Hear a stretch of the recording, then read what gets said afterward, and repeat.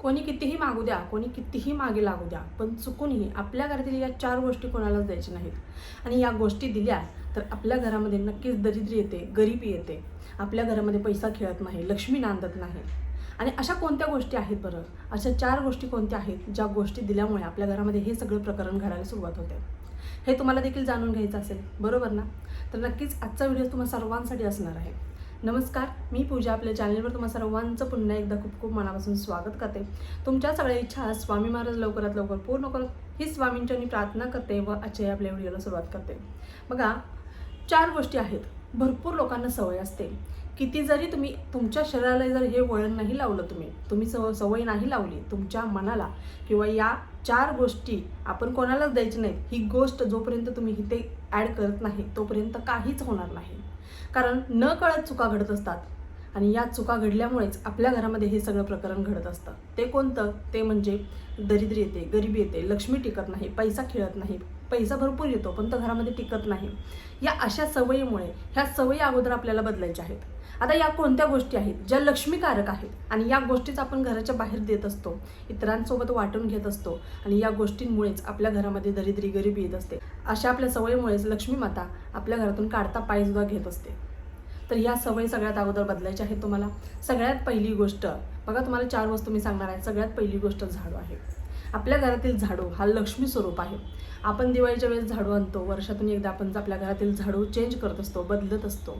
माता लक्ष्मीचं स्वरूप म्हणून आपण लक्ष्मीपूजनाच्या वेळेस त्या झाडूला पूजा करत असतो, त्या झाडूची. आणि नंतर आपण लक्ष्मी स्वरूप म्हणूनच आपल्या घरातील जी काही दरिद्री आहे ती बाहेर निघून जावी यासाठी आपण त्या झाडूने झाडत असतो. बघा, लहान मुलांचा पाय जरी लागला तर आपण त्यांना काय सांगतो? पाया पड, तो बाप्पा आहे ना, देव बाप्पा आहे, पाया पड, असं आपण लहान मुलांना देखील सांगत असतो. आपण झाडूला ओलंडत देखील नाही. ओलंडणे म्हणजे त्या झाडूवरून दुसरीकडे जात सुद्धा नाही, पाय ठेवून दुसरीकडे जात सुद्धा नाही. आणि चुकून जरी पाय लागला तर आपण पहिल्यांदा पाया पडतो, माफी मागत असतो आपण, बरोबर? आपल्या शरीराला अशी सवय लावायची आहे की आपण झाडू इतरांना कोणाला द्यायचंच नाही. 5 मिनिटासाठी का होईना आपला झाडू इतरांच्या घरी द्यायचं नाही. 5 मिनिटासाठी तुम्ही तुमच्या घरातली लक्ष्मी द्याल का दुसऱ्यांच्या घरात? किंवा त्यांच्या घरातून तुम्ही कधी मागा, तुम्ही द्याल हो, पण त्यांच्या घरातून तुम्ही कधी मागा, ते तुम्हाला देणार नाही. कारण त्यांना माहिती आहेत, प्रत्येकाचे रूल्स रेग्युलेशन सगळे माहिती आहेत, बरोबर? कारण बघा, प्रत्येकाचे नियम आहेत. प्रत्येक गोष्टीला काही ना काहीतरी अर्थ आहे, शास्त्र आहे, त्या गोष्टीमागे शास्त्र आहे. म्हणूनच आपल्याला आपल्या घरातले ओरडत असतात, बरोबर? त्यामुळे आपल्या घरातील लक्ष्मी माता कोणाच्याही घरी द्यायची नाही आहे आणि दुसऱ्यांच्या घरातली देखील आणायची नाही आहे. ते देतच नाही सोडा आपल्याला, पण आपण देखील कोणाच्या घरातलं आणायचं नाही. 5 मिनिटासाठी नाही, 2 सेकंदासाठी सुद्धा आपल्या घरातील झाडू इतरांना द्यायचा नाही आहे. दुसरी सगळ्यात महत्त्वाची गोष्ट, घड्याळ. घड्याळ, टाईम इज मनी, बरोबर? टाईम इज मनी कशासाठी म्हणतो आपण? वेळेला अत्यंत महत्त्व आहे. 1 मिनिट जरी आपण उशिरा कुठे पोचलो, सेकंदाने जरी वेळ झाला, आता तुम्ही अशाच देखील एक्झाम सेंटर्स बघता ज्याच्यामध्ये 1 सेकंदाचा जरी वेळ झाला तर गेट बंद केलेले ते उघडत नाहीत. म्हणजे वेळेला किती महत्त्व आहे. आपल्या आयुष्यामध्ये वेळ ही परफेक्ट असायलाच हवी. प्रत्येक व्यक्तीच्या आयुष्यामध्ये वेळ दर्शवत असते. आपल्या आयुष्य संपूर्ण या वेळेवरती, म्हणजे या वेळ आपले दर्शवत असते. आत्ता आपण चांगले आहोत, पुढच्या सेकंदाला, पुढच्या मिनिटाला, पुढच्या तासाला काय होईल हे आपल्याला देखील माहिती नाही. आपण या जगात असू की नसू हे देखील आपल्याला माहिती नाही आहे. कारण वेळेचं तितकं महत्त्व आहे. आपलं घड्याळ कोणालाही द्यायचं नाही. आता एक्झाम चालू असतात किंवा कुठेतरी बाहेर जायचं असतं, त्यांची वॉच खराब झालेली असते, त्यांना माहीत असतं आपल्याकडे देखील वॉच आहे. मग ते येतात, मागतात आपल्याला की आजचा दिवस किंवा 1 तासासाठी 2 तासासाठी तुमचं घड्याळ मला भेटेल का? म्हणून आपण काय करतो? चांगल्या हेतूने मदत म्हणून त्यांना आपलं घड्याळ देऊन टाकतो. पण आपली वेळ, आपली वाईट वेळ सुरू व्हायला देखील वेळ लागत नाही. त्यामुळे आपलं घड्याळ कोणालाही द्यायचं नाही. असे देखील तुम्ही तुमच्या आजोबा वगैरे पाहिले असतील, नाडीवरती देखील, आपल्या ज्या हाताची नाडी आहे त्याच्यावरती देखील घड्याळ चालतात. माझ्या आजोबांचं चालायचं. कारण ज्यावेळेस ते ऑफ झाले, ज्या वेळेस ते ऑफ झाले होते त्यावेळेस त्यांचं घड्याळ बंद पडलेलं होतं. नाडीवरती देखील कोणाकोणाची घड्याळ चालायची. त्यांना त्याच्यात ते सेल वगैरे टाकण्याची पहिली घड्याळ जशी असायची तर गरजच पडायची नाही. त्यामुळे आपली वेळ, आपलं नशीब दर्शवतं, आपल्या आयुष्याची वेळ दर्शवतं. खूप महत्त्वाचं आपल्या आयुष्यातलं एक घटक म्हटलं तर हे घड्याळ आहे. एवढं लक्षात घ्या, वेळ आहे. त्यामुळे ही कोणालाही द्यायची नाही आहे. तिसरी गोष्ट म्हणजे बघा, कपडे. आपण एखाद्या इतरांना मदत करतो, गोरगरिबांना, गरजूंना मदत करतो, तर अशा वेळेस कोणालाही आपल्या कपडे द्यायचे नाहीत. कपडे द्या, पण कसे द्यायचे त्याला देखील शास्त्र आहे, त्याच्या मागे देखील काहीतरी आहे. प्रत्येक वस्तूची एनर्जी वेगळी आहे, प्रत्येक वस्तूला एनर्जी असते, प्रत्येक वस्तूला निगेटिव्ह एनर्जी असते, पॉझिटिव्ह एनर्जी असते. आपल्या शरीरावरती जे आपण कपडे परिधान करतो त्याला देखील एक एनर्जी आहे, मग ते निगेटिव्ह असो किंवा पॉझिटिव्ह असो, बरोबर. आपण आपली एनर्जी मग ती वाईट असो किंवा चांगली असो, बरोबर, आपल्याला माहिती नाही आपल्या कपड्यांची एनर्जी कशी आहे, आणि आपण ती एखाद्याला व्यक्तीला देतो तर ती एनर्जी त्या व्यक्तीपर्यंतून जाते.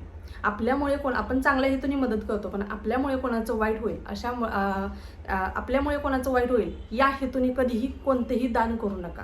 दानाला महत्त्व आहे, दान करा, मदत करा, पण त्याला देखील शास्त्र आहे, त्याला देखील एक मार्ग आहे. म्हणजे तुम्ही कोणत्याही प्रकारचे कपडे जर तुम्ही एखाद्या विशिष्ट व्यक्तीला दान करत असाल तर ती कपडे स्वच्छ धुवून दान करायचे, स्वच्छ धुवून द्यायचे. कारण स्वच्छ धुतल्यामुळे पूर्ण कपडे स्वच्छ होतात, त्याच्यावरती कोणत्याही प्रकारचा प्रभाव राहत नाही, निगेटिव्ह एनर्जीचाही नाही, पॉझिटिव्ह एनर्जीचाही नाही.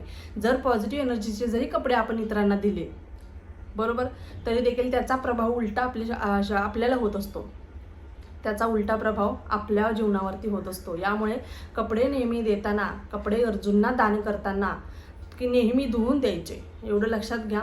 त्यामुळे इतरांना कपडे देताना कधीही न धुता देऊ नका.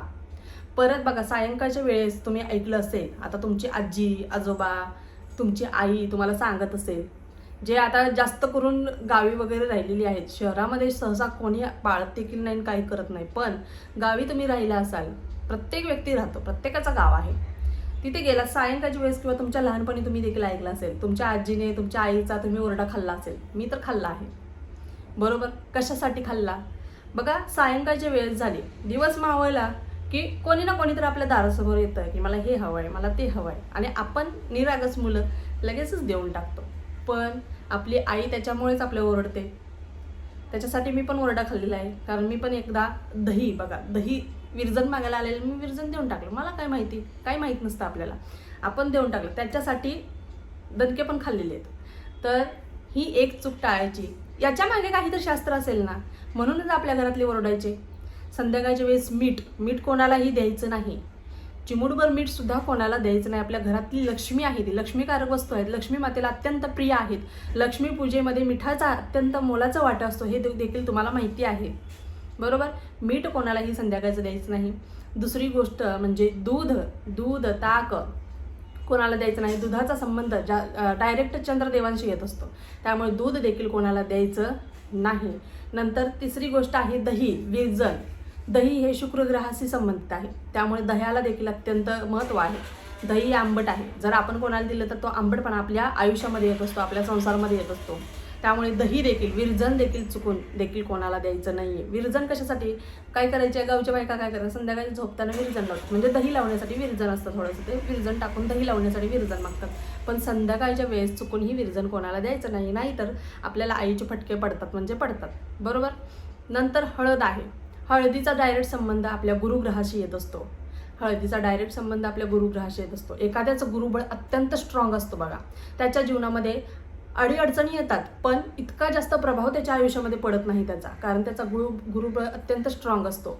आणि एखाद्याचा गुरुबळ अत्यंत वीक असतो, आणि आपण अशा वेळेस हळद देत असू, एक चमचाभर जरी हळद आपण सायंकाळच्या वेळेस कोणाला दिली तर त्याचा फरक आपल्या कुंडलीतील गुरुग्रहावरती होत असतो. आधीच तो वीक असतो, त्याच्यात अजून तुम्ही काहीतरी करता आणि अजून तो वीक होऊन जातो. त्यामुळे आपल्या घरात आपण जेवढी सेवा करू वगैरे, सगळं गुरुबळ स्ट्रॉंग नसेल, वीक असेल, तर आपली कोणतीच सेवा फलद्रूप होत नाही, आपल्याला त्याचं फळ मिळत नाही, प्रचिती येत नाही, अनुभव येत नाही, बरोबर. त्यामुळे या छोट्या छोट्या गोष्टी आहेत ना, याची सवय तुम्हाला लावून द्यायची आहे. सायंकाळच्या वेळेस या सगळ्या गोष्टी आहेत त्या कोणालाही चुकूनही द्यायच्या नाहीत. एवढी एक गोष्ट आपण आपल्या मनाशी गाठ बांधायची आहे, आणि आपल्या मुलांना, त्यामुळे आपल्या मनाशी एक गाठ बांधायची आहे की चुकूनही आपल्या हातातून किंवा आपल्या मुलांच्या हातातून ही चूक घडणार नाही.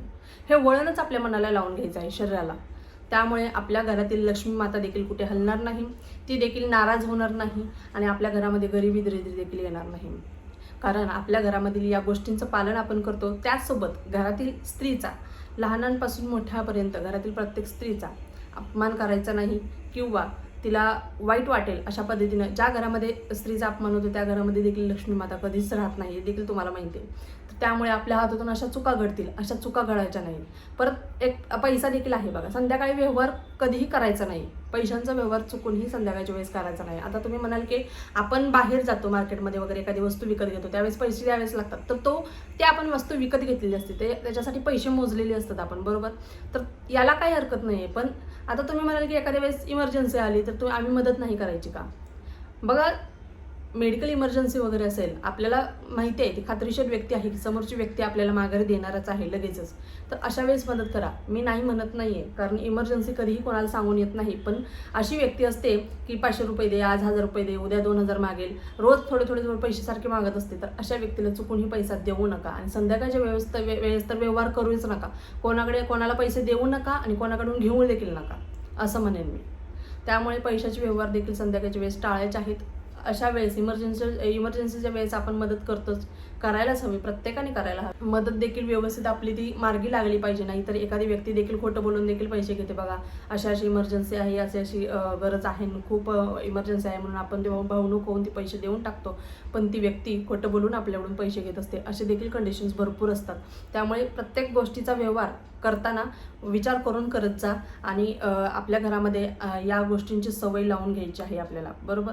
व्हिडिओ आवडला असल्यास व्हिडिओला लाईक करा, शेअर करा, सबस्क्राईब करा. पुन्हा एकदा भेटूया अशाच एका नवीन व्हिडिओसोबत. तोपर्यंत झालेली सेवा स्वामींच्या रुजू करते. श्री स्वामी समर्थ. धन्यवाद.